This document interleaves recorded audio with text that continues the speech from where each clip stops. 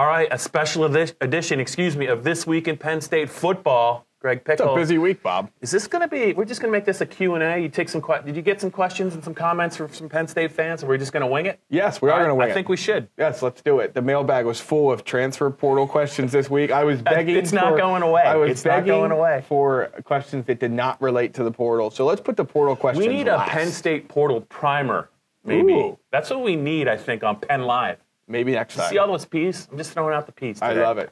All right, first question for you. Non-portal related. Okay? Non-portal I did think you said porno, but related. that's okay. Beautiful. Penn State's linebacker corps in 2019. Yeah. Starting three are. Oh, that's easy. As long as they're healthy, it's Cam Brown and Micah outside. I think Jan Johnson's inside. I think they want to see Brandon Smith push for a little playing time. And I think they like some other guys. I'm curious to see if Jesse Luketa could kind of make a little bit of a move up the depth chart so he can be in the top 6. One of the guys I'm not really sure about, though, is Jarvis Miller. I don't know what the future is for Jarvis. We didn't see him a lot in the second half of the season. Early in the season, he got some run at the outside linebacker position, but I think there's some opportunity there for some young players to maybe crack the top 6. Also, a little bit, you know who I'm curious about, and I want to hear what James and Brent probably have to say about him. I want to see what his weight is.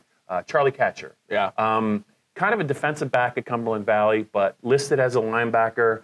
His weight, Penn State has him listed at 220. I'll be curious to see where he's at and maybe if he can do some things this offseason. Ellis Brooks, an interesting name in that conversation. Did not. As well. I almost forgot about Ellis Brooks. And Ellis Brooks actually, I looked at his second half of the year, and he was actually pretty productive. He made some nice plays. I think he made a nice play or two in the Citrus Bowl. I didn't mean to leave you out, Alice. I think you will definitely push Jan, but I think Jan's kind of in the driver's seat to be the middle linebacker. All right, question 2. We'll get into our portal conversation. Are you surprised that so many players, and right now as we tape this, I think Jarvis Miller might enter the portal as well. I think there's a chance of that. I mean, we're talking probably between guys who already transferred. That's the Isaiah Humphreys and Sterling Jenkins, Braylon Fajon Waldens, Dalen Darians. It's been a lot of defections. Then you have Polk, Johnson, Zach McPherson, Danny Dahl, Alex Gellerstedt, Aaron Monroe, probably a couple other guys I'm forgetting at this point. Does the number surprise you, and what do you think it says about the Penn State football program? Is it normal? Is it something to be concerned about? And what does it do to the practice depth? I think that's one of the bigger questions. And special teams, because a lot of these defensive guys especially were key contributors on special teams, a special teams group that was not all that special in 2018. Yeah, well, I think one of the side effects of James Franklin and his assistants recruiting so well the last 2 years is it's really shaken up the depth chart. Right? Some young players have really made strong pushes, and they've pushed some guys that maybe they thought they were going to be the backups. Now they're the backups to the backups, and they're looking at it like, I can understand if you want to transfer after you get your Penn State degree, but if you want to do it before that, I think that to me that doesn't make a whole heck of a lot of sense, especially at Penn State.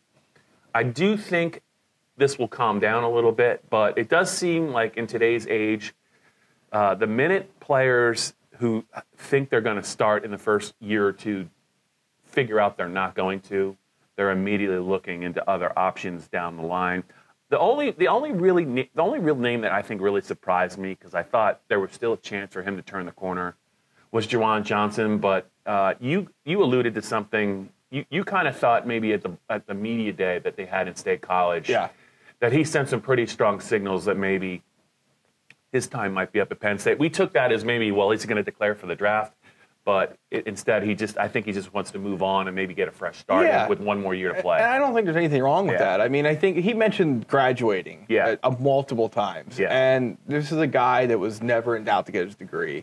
I mean, very intelligent guy that was probably among the GPA leaders. So it was not like it was, I mean, I know it's an accomplishment to graduate college, but the number of times he mentioned it, when you go back and look at it, that you do connect the dots and say, okay, maybe there was a hint here that graduate transfer was in his future. And I agree with you. If you're going to move on and you can do it without sitting out a year, you might as well. Now, the problem, though, is like, we should probably start looking into how to be a lawyer for these guys that want to transfer and not sit out a year. Right. That's where the money is now, buddy. I mean, Tate Martell from Ohio State just got a lawyer. Shea Patterson had one a couple years ago. Justin Fields has one. That's where the money's at right now. The NCAA is a problem here. I don't know what they're going to do, Bob, but they have to address it soon because it's not going to work the way the current model is.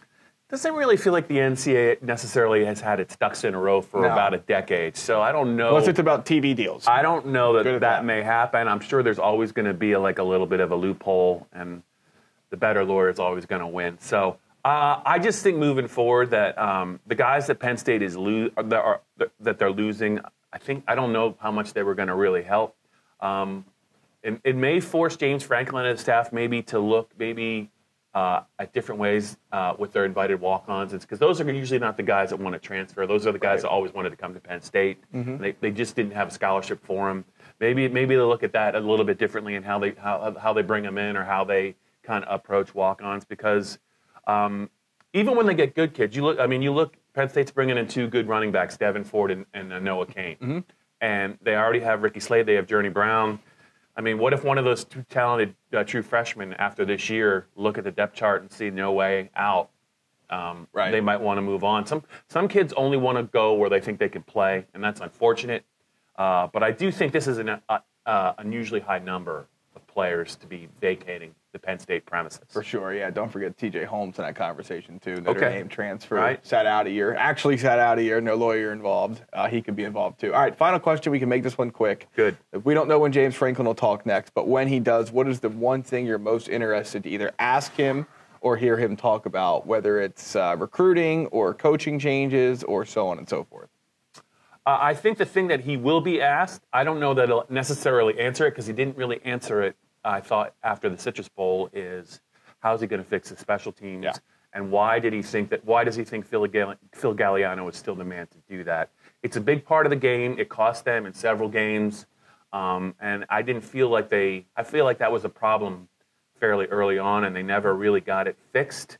I think James pointed to some freshmen in prominent places. He actually, I think, kind of indirectly said some things about Blake Gillikin, about his inconsistency, but I just think that that's one thing the fan base is worried about, and I think that that's a big part. In a close, against a good team, you just cannot play as poorly as they did against Kentucky. They were almost out of it right from the start, and they have to get better. All right, it's time for us to go enter the portal. That's this week in Penn State football.